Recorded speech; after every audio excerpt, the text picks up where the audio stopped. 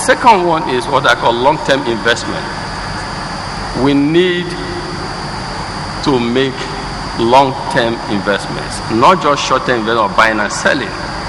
Long-term investments that have catalytic impact, that can truly create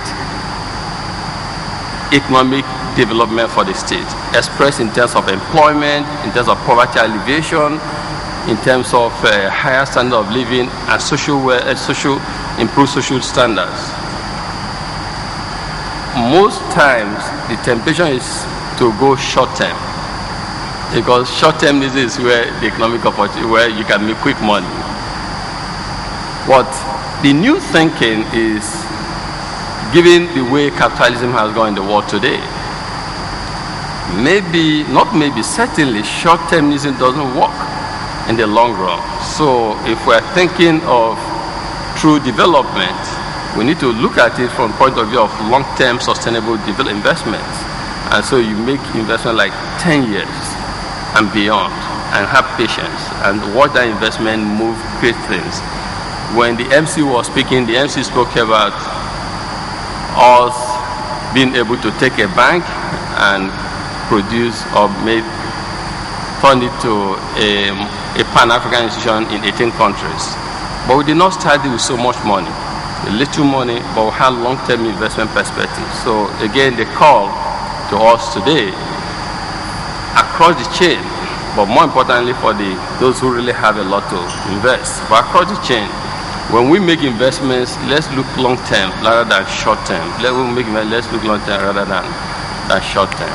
The third pillar of this African capitalism, or data capitalism, is the kind of impact that we make as we make money.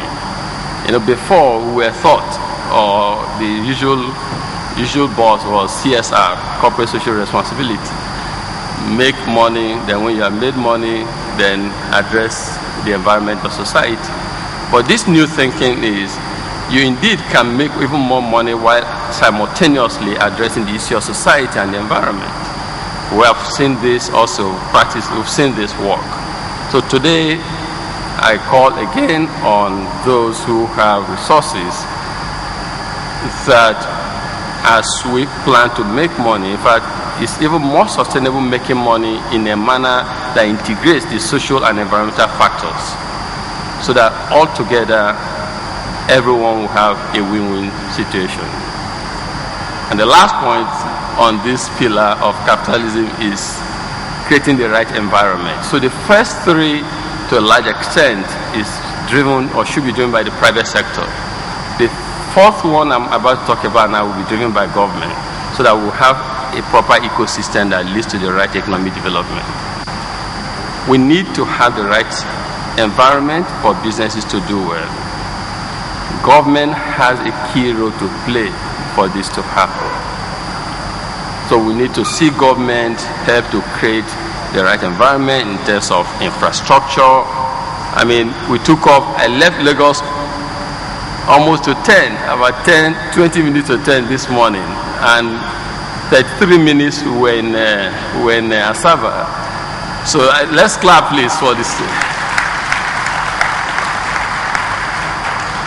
Before, I would have flown from Lagos to Benin, then Benin by road to Asaba. But this was just Lagos straight. It is this kind of infrastructure to a large extent that propels, encourages, and attracts real long-term development funding to a state. And I'll tell you part of what we're thinking of doing also in data as a result of some of this. We need to have government provide security. If some of us recall before the Niger Delta crisis, Warri was a very, very, very a booming city in Nigeria. You will talk of Lagos, Port Harcourt, Warri. But with the advent of the Niger Delta crisis, most companies took off from Warri.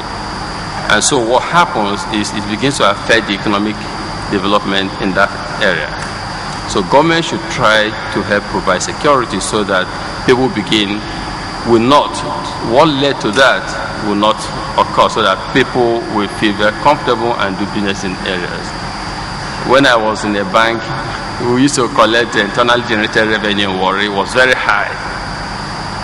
Then when the crisis started, we felt the impact because it dropped significantly, and that we all know why. So government needs to assist to do certain things, create an enabling environment in terms of infrastructure, both the hard infrastructure and the soft infrastructure. Hard as in the airport, the roads, etc. By the way, I tell people that last, I think Christmas, it took me about 55 minutes from my house in Ikoyi, Lagos, to my house, my village, my brother's house, because I don't have my own yet, in the village. I spent 55 minutes because there's airport in Asaba, and from Asaba to my village, the road is all good. So I like to commend His Excellency for this. And it's now encouraging me to build a house in the village. So we need to have all these four in place to grow an economy in a manner that is sustainable and very fundamental. What are we doing? Because I'm a data person, and therefore I cannot call on people to make investments without also showing or leading by example. We're doing quite a lot, and they will soon begin to manifest. One of our businesses, we're in oil and gas business, the Transcore Energy.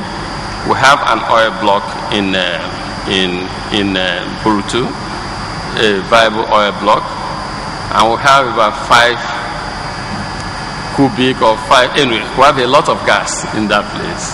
And I said to them, instead of us flaring gas, we can, again, this is the genius of iron and tyranny of all. And this, again, is what Africa encapsulates. We can produce oil while we do good. And so why don't we set up a fertilizer plant? And I'm happy to say that we have identified the land. We have applied, I've discovered the governor. We want to set up a $1.4 billion fertilizer plant in pt.2 area of Delta State. It's going to be in Fakados. It's going to produce initially 2.4 metric tons of fertilizer annually. And the kind of time frame I've given to our partners, both our international funding partner and local and international technical partners, the Fatima Fertilizer of Pakistan, is that this government is going to end 2015, and I would like this governor to cut the tape to start it, and also cut to block lane and cut the tape for the production. So we're trying to bring, instead of 36 weeks, we're trying to see that we can complete everything in 30 months. But we need some support from the state, especially as related to the land issue, to start to take off immediately. So that is one. Now, what would this fertilizer plant do for us?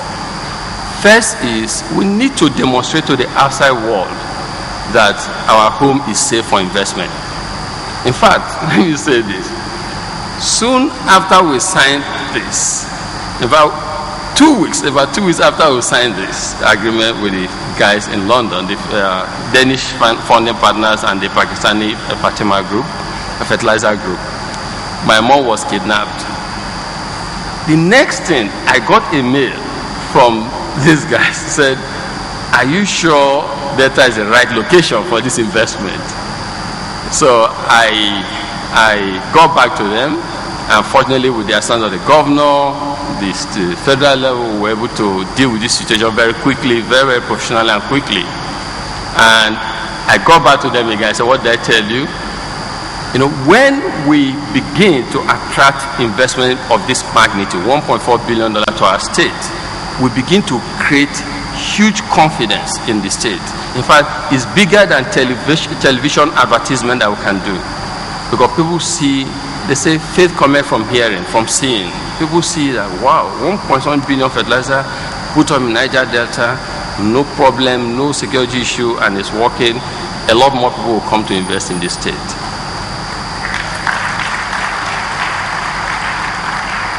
Equally important in terms of benefits is that we have in the master scheme, we are going to put up hospital. The hospital will serve the community where it's located. We are putting up schools. It's going to serve the community where it's located. And we're having our own power production center. Our power plant will serve the plant as well as the community. So, and it brings economic development, employment, and everything to people. This is what I call Afro-capitalism. You're making profit, but you're touching lives simultaneously. And in fact, the lives you're touching will form the real security that you need. Because they know you're giving them electricity, you're bringing schools to them, you're bringing hospitals to them. They will even provide you greater security because they know that if you're not there, they will suffer those facilities. This is how modern business leaders should begin to think. We also have the OLE power plant. We are one of the top runners for the OLE power plant. Currently, OLE power plant produces about 300 megawatts of electricity. Nigeria as a country, so we understand the context, is said to be producing less than 4,000 megawatts a day. We've told the federal government if we are chosen this year, between now and September, we will immediately overhaul that plant and bring production to 600 megawatts. That is first 9 months. After that, and by the way, we're in partnership with Italian company and the Symbion Power Plant of America, and we're supported by USSM Bank.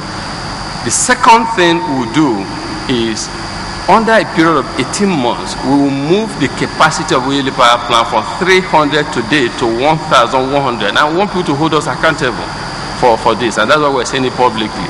We have gone to check and to see that that plant has a lot more capacity. In fact, just few things affecting the ability of that plant to deliver the kind of the expected volume of power units for the country. So that's the second thing we're doing. Third thing we're doing is we want to set up a business school in Delta State. We have just one serious business school in Nigeria, and that's the Lagos Business School. So the Tony Elumelu Foundation, we are called TF Business School. We want to set up in Delta State. We're looking at Rivers and Delta State, but most people feel it should be in Delta State, our international partners. We will come to the governor at the appropriate time for the right location for the school. But it's something, again, we would like to do and have in court detail before the end of his administration. So these are part of things. So these are part of what we are doing, because we believe that a state like Delta, that's a mini country in terms of population, in terms of geographical advantage, in terms of placement, in terms also of the size of GDP, and a state that is desirous of attracting investment into the state. We need the right business school to develop business leaders. So we have chosen Delta, and we intend to start running soon. So for us, therefore, today, as governor celebrates, or we celebrate independence, or governor is saying, no, we're economic, let's not celebrate democracy, but let's also talk about bottom-up entrepreneurship. I like to call on fellow Deltans. We indeed are endowed. I know a number of Delta people are even much more endowed than we are. Let us begin to see how we can play a role in helping Delta to even become bigger than it is today. And as Governor said, for me, it's not just about beyond oil. We should be talking of beyond extraction. We have a lot of raw material. We saw plantain, we saw everything, plantain, cassava, non-mineral resources. We need to begin to think of how to process them in this state. Our governor has a role to play here. He has a role to keep encouraging all Delta people and calling Delta people together to say, no one can develop Delta but us. I need all of you to play your role in developing Delta. Let us know what people need to develop Delta, and I'll support it.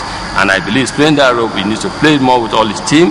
And secondly, we need to have like a road show. Maybe by the deputy governor, we need to go back to people, because we know that Delta is safe now, but the world does not know this yet. They still live in the past based on what they heard about the Niger Delta. We need to have like maybe deputy governor go to Lagos, speak to the Lagos business community, go to Abuja, go to different centers and say Delta is now safe for investment. Come and invest in Delta. Thank you very much.